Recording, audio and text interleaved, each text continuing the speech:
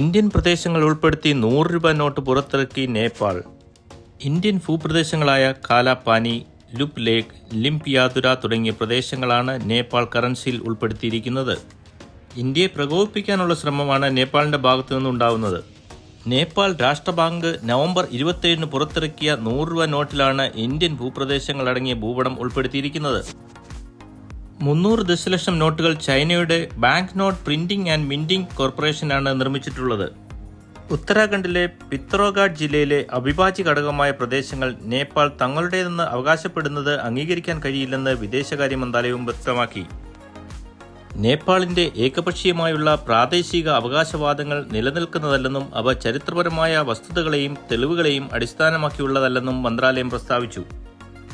ഭൂപടത്തിലുള്ള അവകാശവാദം കൊണ്ട് നിലവിലുള്ള യാഥാർത്ഥ്യത്തെ മാറ്റാനാവില്ലെന്ന് വിദേശകാര്യമന്ത്രി എസ് ജയശങ്കർ പറഞ്ഞു. 1816 സുഗൌളി ഉടമ്പടി പ്രകാരം കാളി നദിയെ അതിർത്തിയായി നിശ്ചയിക്കുന്നതുമായി ബന്ധപ്പെട്ടാണ് ഈ തർക്കം നിലനിൽക്കുന്നത്. കാളി നദിയുടെ ഉത്ഭവം ലിംപിയാതുരയിൽ നിന്നാണെന്നാണ് നേപ്പാളിന്റെ വാദം. എന്നാൽ കാളി നദി കാലാപാനിയിൽ നിന്ന് ഒഴുകുന്നതിലെ കിഴക്കൻ തീരമാണ് അതിർത്തിയായി ഇന്ത്യ കണക്കാക്കുന്നത്. 2020 ഇന്ത്യൻ പ്രദേശങ്ങൾ ഉൾപ്പെടുത്തി നേപ്പാൾ പുതിയ ഭൂപടം പുറത്തിറക്കുകയും ഇന്ത്യ തള്ളുകയും ചെയ്തിരുന്നു. വിശ്വഗുരുവിന്റെ ഭരണകാലത്ത് ഇന്ത്യയുടെ സുഹൃത്ത് രാജ്യങ്ങളായിരുന്ന ബംഗ്ലാദേശും നേപ്പാളും അടക്കം ഇന്ത്യക്കെതിരെ തിരിയുകയാണ്.